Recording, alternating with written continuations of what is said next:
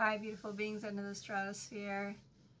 This is the fourth video of loss and defeat. And just a reminder that the reason we're doing this is not really to bring ourselves down, but it's to help us identify the low frequencies and the low vibrations. And some of these can serve as examples so that you can yourself in your own life see and feel out if there's something similar going on for you. So over 12 years ago now, almost, my dog died. His name was Pacha. Pacha means earth or Mother Earth. And I'll first tell you the story of my dog, and then I will go through what emotions I pinpointed, what was linked to this that can help me and serve me later on, and how even just going through finding these emotions now again 12 years later was a super helpful process. I did it a few days ago so that I could be zen during the video, because I wanted to give you collected information and not go about my own emotions, because this is the hardest thing, no? To work through things, we can't really be in the emotion of the things. We need to be able to separate it so that we can work through them. So this little dog was a golden retriever that we went and got. We traveled with my partner. This was before the wedding. So we got Pacha before we were married, but nearby, because my partner had never had a dog, was never allowed to have a dog apparently, and he wanted to have this experience. And I had dogs before in my life, and I thought they were super positive experiences, so I thought this could be a really nice experience for him as well. We couldn't find what we wanted in the city that we were in, so we traveled to Cochabamba, where my father lived, and there they have kind of like a dog fair where you can go and find animals. So all kinds of animals. So we bought him there at the fair, and he was just the cutest thing, as you can imagine. We traveled back to La Paz, where we live in the high mountains in the Andes, and there he proceeded to take on learning everything he could about raising a dog, tricks, and because it was his first dog, and he was so passionate about having this new relationship with an animal, that he really took it to the next level. I was just impressed with not only his reading and studying and everything that he invested in this, but also how much could be done with a pet. I had never invested so much time and energy in teaching tricks and commands, and the relationship was just incredible. Now how they got on together was a very, very special bond. And even because of him, in the back part of our land, he started building a dog hotel, because he loved it so much that he thought it would be a great idea to help other people. And we had the space, we had the land, and we could build the places for dogs to have a much healthier stay away versus being in a hotel in the city where they only have a small piece of garden that they have in the dog hotels. Now the dog hotels have expanded, but before, what he had seen was that it was not very large and there wasn't very many green areas. So just to give you the magnitude of the investment in the dog, right? To this, I also learned, because he wanted me to continue to train the dog even if he wasn't there, like when he was away in the city or doing stuff. So I had to learn a lot of the behaviors and stuff that he wanted him to carry on, because he wanted to make sure that we didn't break the habit. So I did that, and I learned a lot of things. And then the relationship fell apart. And then if you watch in videos 1 and 2, I jumped the gun The other one was the toilet. I haven't filmed that one yet, but that was the fourth one. And for some reason, this one was tugging at my heart, and I'm still going with that. Make the video that the instinct is calling you at.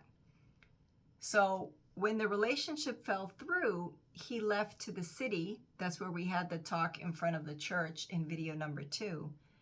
And I was left with the dog.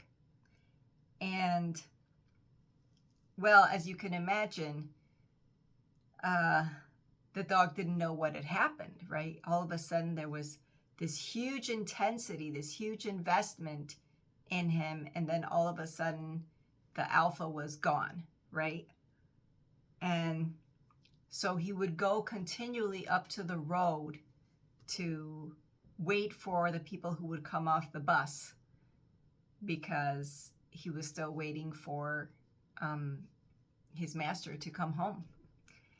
And other people would come off the bus. When he was little, it was okay. He would jump on them and stuff. But I did get scolded by some of the neighbors, because once he got larger, they said, you know, he can't keep jumping up on people because he's too big. They didn't like it. Someone's going to, I think it was actually the man who said it. He probably poisoned him. He said, they're going to poison your dog if you don't control him. And I didn't have a fence. So that's when we decided that we were going to build a fence around the house. We had the fence, and then I was working the coffee shop, which is outside of the fence. And I told the woman who was in charge of the coffee shop not to let Pacha out of the house fence. And if she did, that she was going to, because he wanted to go always to the store, she had to put him in the coffee shop with her. They had to be together because there's no fence there. And apparently she disregarded what I had said, because I had told her that we had had problems already with him jumping on people coming off the bus. And on one afternoon, when my mother went to call Pacha to come in to eat, she was visiting, he wouldn't lift up off the ground. And I went out and sat with him, and I realized he wasn't moving and that he was choking in his throat. And I didn't have smartphones back then, but I did have a little like organic cell phone. And so I called my vet, and after I explained and we spoke, and I was just crying, I was desperate, and she said, just stay with him, just hold him, just be with him.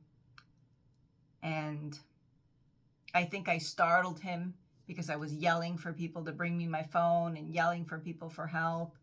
And I regret that his last maybe moments with me were stressful. But in the last few minutes, I was able to quiet myself down and just hold him. And boy, was I angry. I was furious with this loss. He had not even gotten to live 1 year of his life. And you can imagine like all the feelings and emotions that overwhelmed me. And I did go to therapy. I did like 2 or 3 sessions on it. I was already in therapy because of the relationship, so just added that to the pile, right? But the anger was, I was frustrated with the caretaker. I fired her on the spot, actually, because I was so angry. And I was obviously very angry for trusting also my partner. No, I agreed to get this dog for him to have this loving bonding experience. And I felt just like he had left us, me and my daughter, that he had also abandoned the dog. And now this is what is happening to the dog. So in one sense, the loss for me was that my Pacha had a broken heart, but so did I. But we had each other. So we were 2 beings with our broken hearts, because he had left us both, and neither of us could understand it. And now Pacha had left me. So I had like a secondary loss to the loss. Because in one way, I was like, that is all I had rescued from the relationship. Because at one point, this was a beautiful relationship for me in my heart. And then just the spiraling of the vibrations going down and everything starting to fall apart. The death of Pacha, I think, marked the bottom of my spiral. Even worse than the marriage for some reason, because of the loss. No, in the marriage, there was brokenheartedness because of the behavior. No, but everyone was still living. Where people are still living, there is still hope. But here it was over, right? So I lost my companion. Now I was brokenhearted. He was also my witness. He was my witness to all my pain. After my partner had left me, before the baby was born, I still had 3 more months. And me and Pacha, we accompanied ourselves in our pain and also in our comfort. I think I mentioned these.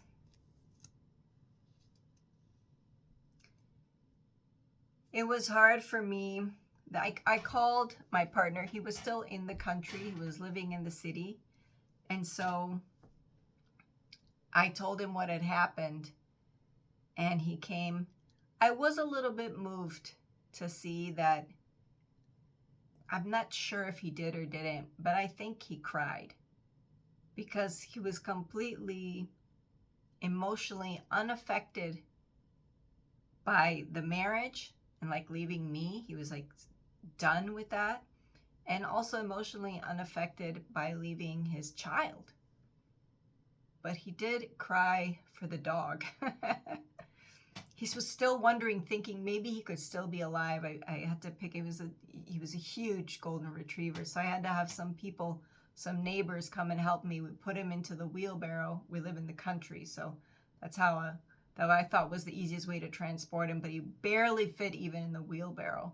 And I took him back to the house, and obviously his temperature was still warm by the time my partner came, and he thought maybe he was still alive, but he wasn't.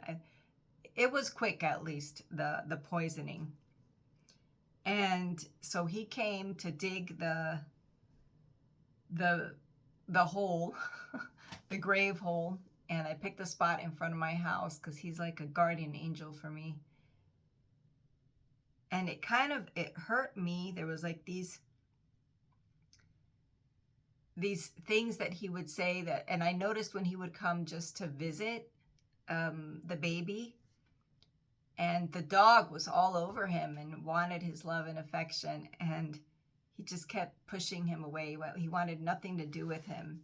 So even after he cried of the dog dying, he says, I think it was for the best, because I didn't want him anymore. I didn't want anything to do with him anymore. And I think it's this vibration also. The own dog's lost, but it's almost like because he didn't want him, and I'm not saying he wished he would die ahead of time, but his wishes that he didn't exist, this had a huge effect on Pacha's death.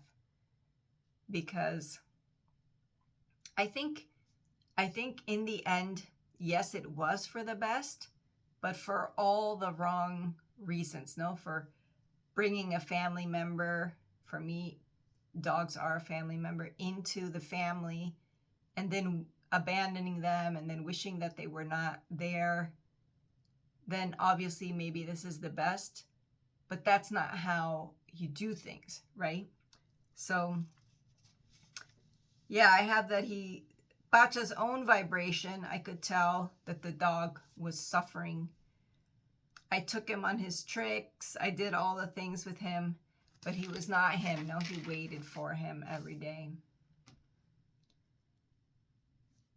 And that's all I have for the story.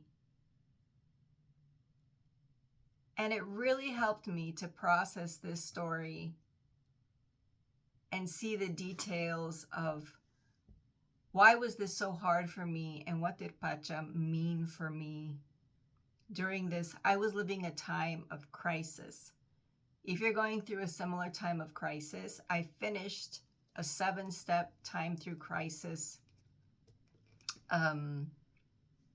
videos recording. There's a playlist on my YouTube channel because this is a real life experience, and I had no physical way to support myself. I had no tricks, paths, insights. It's like I had to go in my home and deal with my emotions the best I could. I had therapy every 2 weeks, and I was like hanging by a thread on that. And what I really needed was constant daily support.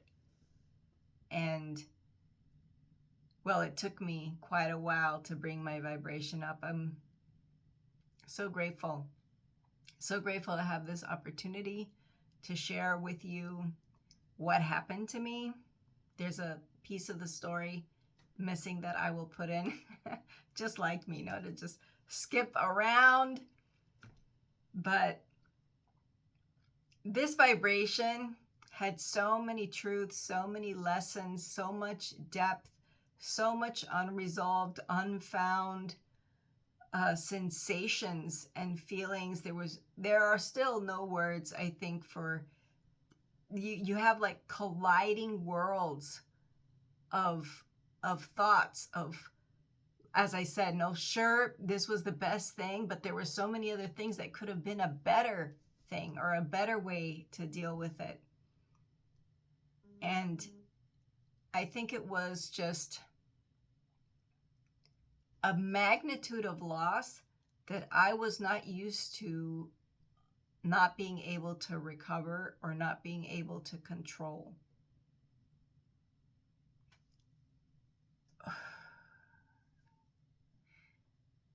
It's amazing. It's amazing when you talk about things that are in there, that are deep inside you. The spiraling shift is to give yourself pause, break. And yeah, that's why we're here. That's why I'm launching this channel, because it's amazing for me to see how you can be in the depths of certain vibration, and how is it possible that I have managed in the last 2 years to sustain a continual, almost invincible high vibration. I feel like I'm living the complete opposite dimension of where I was over 10 years ago. And it's my intuition, my feeling that for many of us, we stay stuck right on the outskirts of this. It's like we come out of pain and then we continually roll in and out and back into it. And there was just some part of me that said, that's not going to be our story. Whatever link, whatever thing that happened to me that just sprung me out, I've put together in the Become Vibrant course exactly what I've done in my life that got me here, that I'm even able to share something that I feel was probably one of the most traumatic things that has happened to me emotionally, right? With all the conflict of the story, emotionally it was the most traumatic. I think I've had more severe physical traumatic things happen to me. But the Become Vibrant course is birthed out of how can I say this? It's birthed out of the new reality. No, that there's no fixed vibration on you. Everything can change. And that is something that I think the mind cannot grasp. How can everything change? The mind it wants it, the ego, like it's its identity. It wants to anchor back into that. But the body knows better. The body is ready to move on. The body wants to be exuberant, jump, laugh, express. And it wants to become vibrant. That's what its design is made for, I believe. All right, thanks for listening, and I'll make sure and go back and record the other video about the toilet. And just letting you know that every day you wake up stronger. Take care.